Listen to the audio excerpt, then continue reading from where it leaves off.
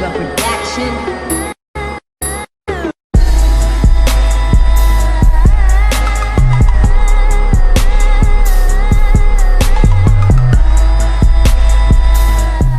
What's up, everybody? Welcome back to Kevlarr 82 TV, your positive core culture channel. Today we're out in Hesperia, California, man, for the first time checking out Dustin Davis's new shop, 3.8 Performance. Dude, he just opened up this shop out here in Hesperia, dude. And of course your boy had to come out here. As you can see, the Batmobile is already on the lift, man.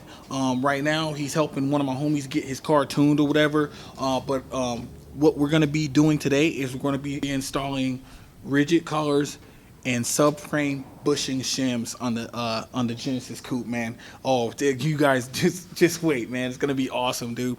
But yeah, basically I have you guys on a tripod. It's a different setup right now, just so it makes it easier to actually see the install. I'm gonna be showing you guys what we're doing and everything like that. So it's a good viewpoint. So yeah, that's why it looks all weird or whatever. So we're gonna go ahead and get started. I'm gonna show you what they look like in the package when you can get them in the mail, so you know what you're dealing with and everything like that. And I'm gonna have Dustin explain exactly what they are and what they do, how they improve what they do. So I'm gonna let him handle that part, dude, because he's better with the technical terms than me.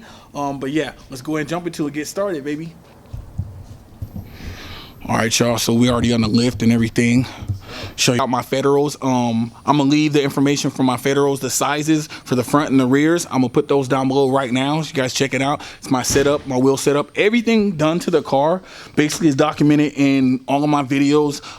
And you guys get another close-up look at the muffler delete and how they did it and everything like that. So stock tips, left my stock tips on and everything like that. But yeah, I'm gonna link everything, all of the mods done to this car. I'm gonna link it down in the description, and we'll go ahead and cut to getting started. So the difference is, if you say subframe shims, actually their subframe risers, they were placed as rubber bushing. So just because people are giving you a hard time about your dirty gas pedal, But yeah, so that's where we're working on right now. He's already put some I'm gonna show you right now. Put the camera down and I'm gonna show you what he sprayed on here to help it easy to take these bolts off. So that's what we're gonna start off with. So yeah, that's what we're using to basically make it easier to take the bolts off. So there you go. Let's cut to the next part. Alright, so these are the subframe bushing shims. One's labeled rear, one's labeled front. They're both for the rear subframe. So there's a lot of confusion. They don't go on the front subframe.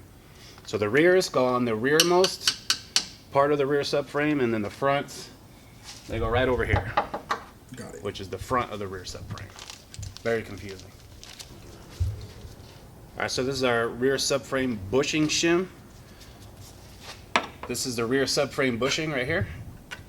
So as you can see, I got the screwdriver stuck up in here. There's a big void on two sides of this bushing. And what that does is it makes the connection between the subframe and the body flex a lot. There's a lot of movement in here. So these shims, they fill those voids to take up that flex and prevent it from flexing. So you get a more solid feel, connected feel, better grip, better cornering, because as you're going through the corners or accelerating, your subframe is not flexing on you. Also helps with wheel hop, and if you go to the drag strip, we've seen half a second improvement on the 60-foot times, which is pretty significant just for a little piece of aluminum. So these are the rigid collars. These are ATQ rigid collars, good quality. So the rigid collars, if you can see right here, I don't know if you want to zoom in on this. There's a big gap right over here on this side. All right. So you can see this bolt goes into the body, and that's how you connect the subframe to the body. The problem is there's a big gap. It got my screwdriver stuck all the way up in here. It's a big gap. And they do that from the factory to make it easier to manufacture and put these together on the assembly line. But what happens is over time, they start to flex and they move around, and you get the same sort of flex that you do with these bushings. So these rigid collars, they just fit up in here like that. They fill the void, and it keeps it from moving back and forth. Perfect. So with the rigid collars, subframe shims, everything's nice, tight, right? and you're good to go. Hasn't touched them, so What is that it's you're just putting on there? All right, so we're gonna do the rear subframe bushing shims. Oh yeah, there's other pieces too. This is like And in one order of to the get them in pieces. there, because this is Yeah, a you kind of did. a tacky There's rubber, other so if you stuff. try and stick it in there, Put it together it's gonna bind up. It's gonna be real hard. You don't want to do that. So just get some white lithium grease. You can get an AutoZone for like $2, $3. Just apply liberally and then stick it in there. It's gonna be tight. All right, so it's gonna be pretty tight when you try and get it in there. That's normal. So you can use a hammer if you want, but you might damage it. Use a rubber mallet if anything, or just get a block of wood and a regular hammer.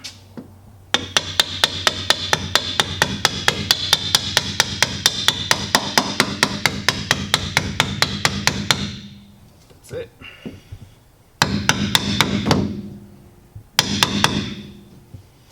There you go. That's all it is. It's easy. One in the front and one in the back, because on the sides here it's actually got like a bridge. So unless you're trying to cut that out, which I wouldn't recommend.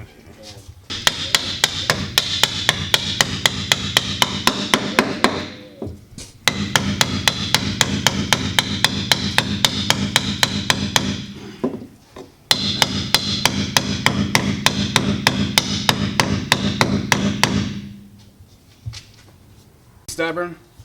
Usually what I'll do in that case is if the car's on the ground, you can get another jack. Actually, you can do this one with the car on the ground because there's enough clearance, unless you're lowered. Just get a jack and a block of wood, and you can just press it up, and that works really good. But because we're on a lift, got to hammer away with it right next style. So some people like to drive them up with the plate that comes on it. I don't recommend that because it's easy to mess up the threads. And you don't want to mess up those threads because trying to replace that bolt, that's not fun. Alright, so on these collars you can see they have a tapered edge. And that helps them to go in. So you can just lightly tap it with a hammer. Don't force it in because this isn't strong enough to shift the subframe over.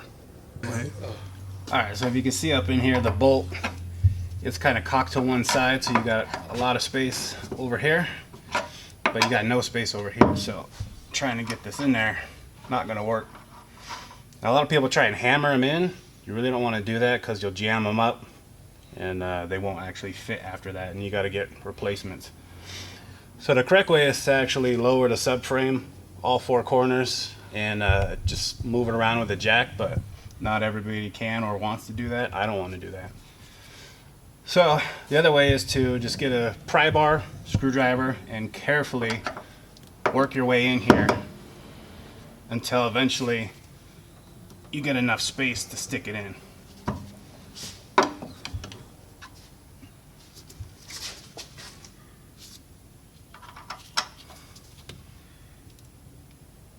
Alright, so with a little bit of prying, you can pry up here in the sides or up over here on this side here. Just pry it and just work it around. It's going to take some patience. You can get just enough in there by lightly tapping it. Apply some white lithium grease to the upper piece or the upper section of the collar and just barely tap it in there until it starts to go in even. Then you can get a deep socket and you can just gently tap it.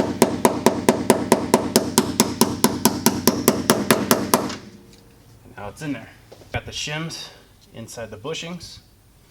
We got the rigid collar on. Now we need to put the plate back on and the nut. Because this is heavy, you'll want to apply a jack right here and help lift this up as you're screwing the bolt back on. Now, in order to help the bolt, one, not get stuck when you need to remove it later, but also to help it go on and not strip the threads, take some anti-seize, which you can get at AutoZone or regular part store, and just apply it on the threads. You can never have too much. Alright, so when you're putting it on, you can zip it back on with the impact just until it's snug. You don't want to just wrench it on there. Get a torque wrench. Alright, set the torque wrench to 85, 90 pounds. You're going to get a 19 millimeter socket. And use your torque wrench, not an impact.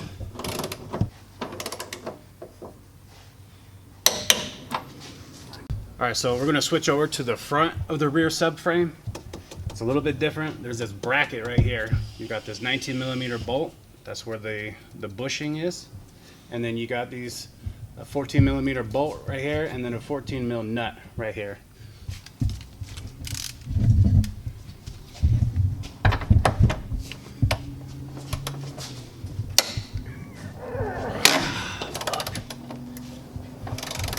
So if you hear that creaking noise, that's normal. It's just the bolt breaking loose. Don't be scared that you broke something.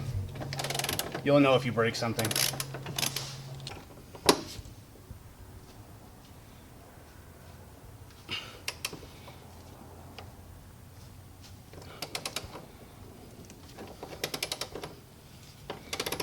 So in these smaller bolts, they're going to be stuck in there. So use your PB blaster and then just take your time. Go very slow until they break loose, and then you can zip them off.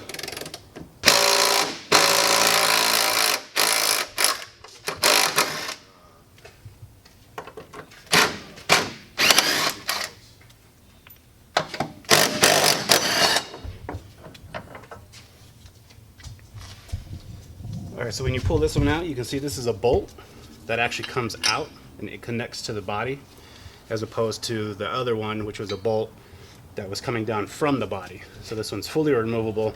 This side's a lot easier to get done. All right, so we're gonna install this rigid collar now. There's two ways to do it, depending on if you have trouble. You can slide it over the bolt, and you can stick the bolt back in there and zip it up, and that can help align everything so that when you go to put the bracket on, it's just a little bit easier. Not everybody has that problem. All right, so put the white lithium grease around the edge of the collar and stick the collar up into the bushing. And then the lithium grease helps lube it up, keep it in there, but it also helps keep it in there while you're putting the bracket and the bolt back in. So what we're gonna do, I'm just gonna zip this up in there real quick and hold it in place while we get our shims installed. All right, so we're gonna use the shims in the bag labeled front, and you know they're the fronts because they're thinner than the ones for the rear. So the rears are thick, the fronts are thin.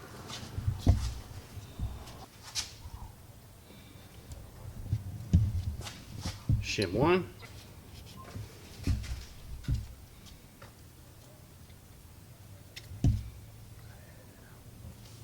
And shim 2.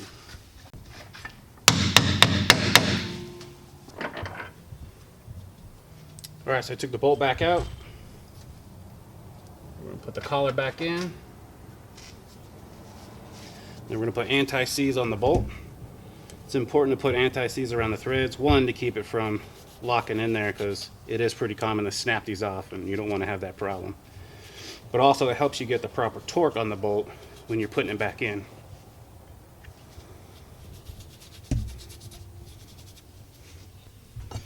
I'll take your bracket, stick it back in there. You're gonna have to slide the bracket up before you put the bolt all the way in, just because there's a clearance issue right here with this other bolt. It's kind of in the way. And grab your 14mm bolt and just get it started.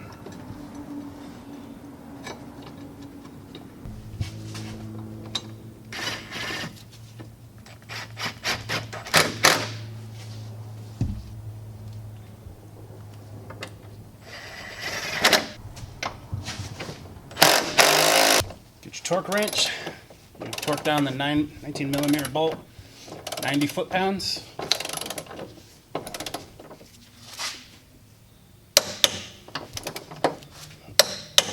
Those smaller bolts. So on these smaller ones, you're going to torque them down to about 40 foot-pounds.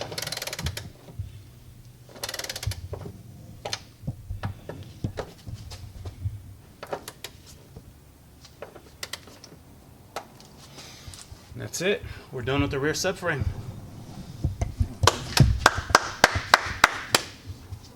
Take notes, kids. When you're trying to elevate your game, man, this is what needs to be done. Good? So go ahead. All right, so now we're going to do the front rigid collars. There's no bushing shims for the front because there's no bushings, or at least bushings you can get to. So we're just going to do the rigid collars. In order to do that, you gotta take off the splash guard for the transmission. And so you're just gonna find a bunch of 10mm bolts, just pull them out.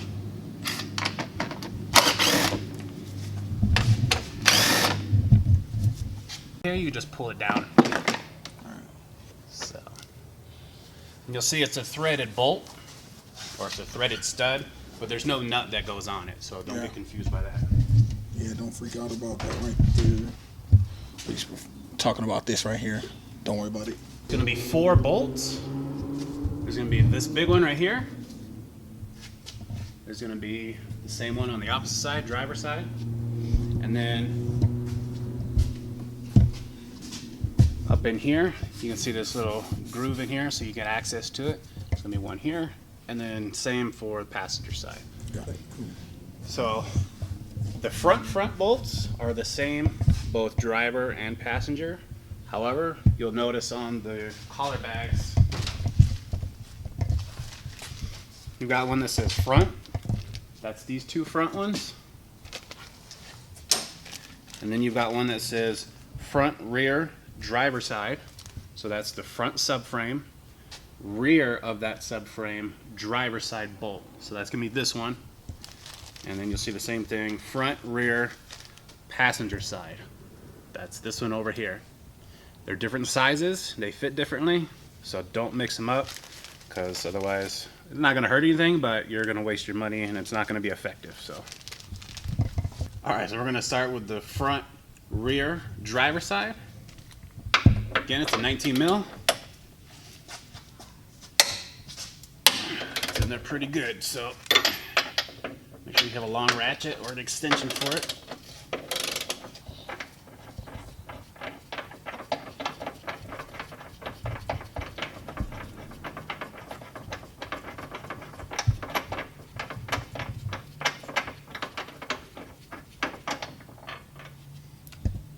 So unlike the rear, the fronts are really easy. All right, so we've got our front, rear, driver side rigid collar. I'm gonna slap that over the bolt. Take our lithium grease, and you just want to apply the lithium grease right around the edge of the collar, just to help it. And then you're gonna take your anti-seize, very important on the anti-seize. Spread it over the bolt.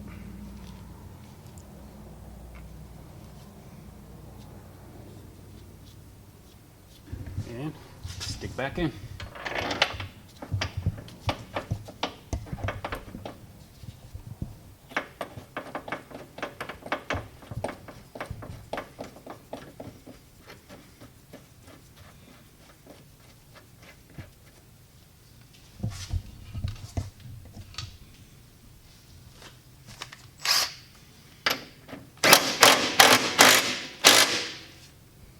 Alright, so you're going to get your torque wrench. You're going to set it at 90 foot-pounds.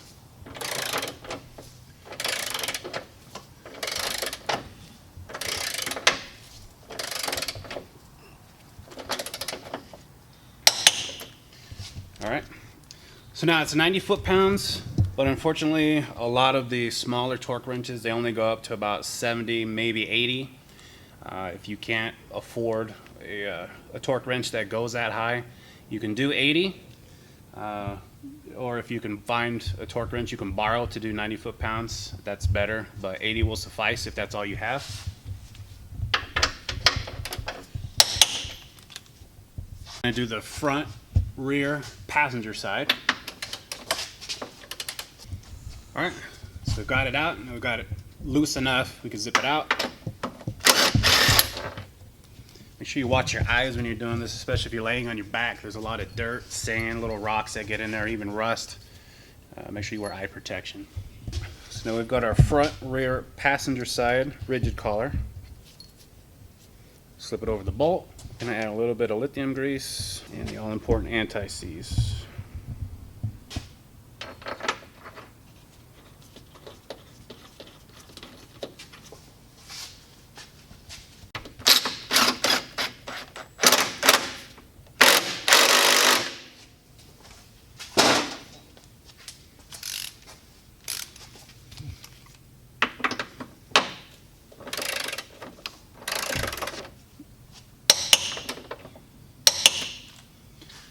All right, that one's done. Just like the rest of them. All of them are gonna be 90 foot-pounds. So now we're gonna do the 2 front ones. For this, you need to switch to a longer extension, just to make it easier on yourself.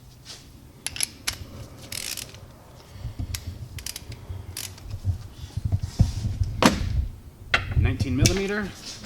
Tripod so you guys can see it. Perfect.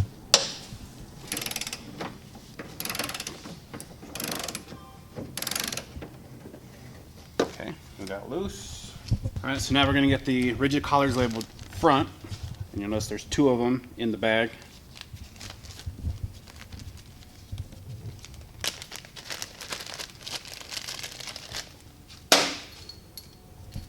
Same as before, rigid collar over the bolt.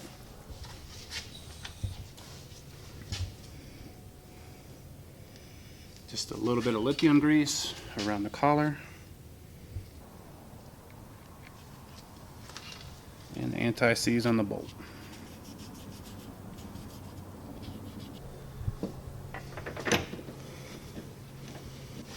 Alright. So if you are going to use an impact to help drive these in, you want to make sure that the collar is seated in the hole before you start ratcheting on it. Otherwise, it's going to damage the collar and you won't be able to get it in there.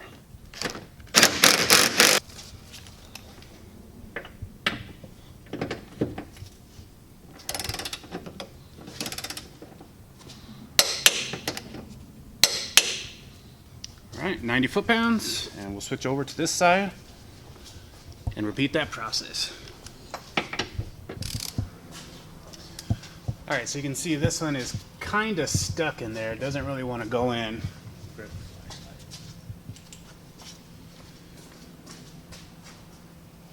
It's kind of caught off to the side here. Yeah. So that's pretty annoying. So what we're going to do, we're going to back it out. Here you go. Okay. So what we're going to do, we're going to get the bolt started, and then we're going to lift the collar into place, because there's a little bit of wiggle room with the bolt loose. Now sometimes that works, and it doesn't look like it's going to work in this case. So what we're going to do is pull the bolt back out, and instead we're going to put the collar into the hole first, like that, and then of course your lithium grease is on there, helps keep it in place. Then stick your bolt in there.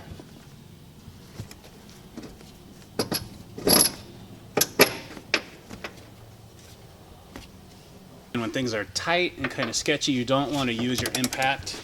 Just turn it slow with a wrench or your ratchet and just see how things go. Okay, so in some cases, this was pretty easy. This side is the only one that really had a problem. They don't all have problems, but some do. So if you come into a problem where it's just too hard to get it in, you can go back around and you can loosen up all 4 or the other 3 subframe bolts.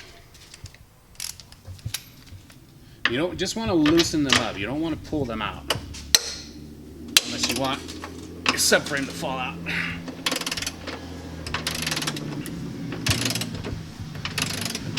So just loosen them up. Just enough so that it helps the subframe shift into place when you're pulling the other one up into the threads.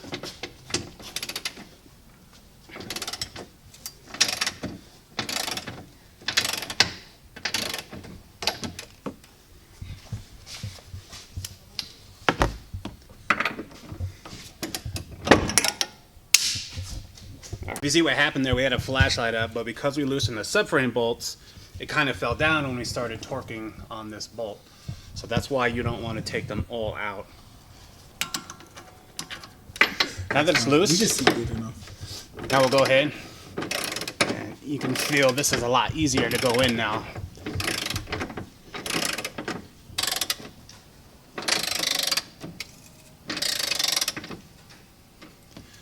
Okay, so getting it tightened up first, and then go back and tighten up the other bolts. In this case, we're just going to do a cross pattern.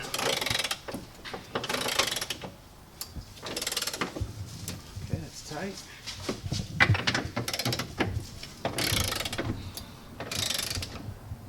That's tight.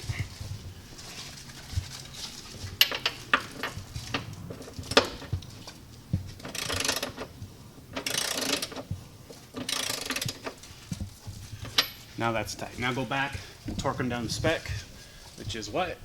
90 foot-pounds.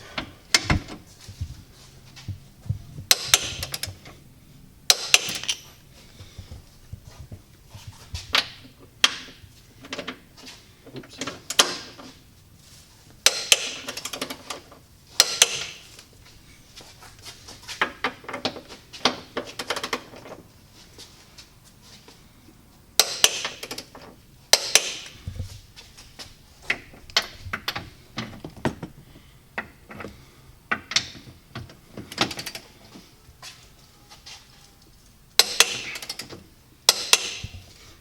All right, and you're done. That's it. All right, so what you're gonna do is you're gonna let the car down and you're gonna go for a test drive, drive it about 20 miles. So you might wanna leave your splash guard off. Drive it about 20 miles, kind of, you know, actually drive it, go around corners, do lots of turns, whatever you can do just to get the car settled.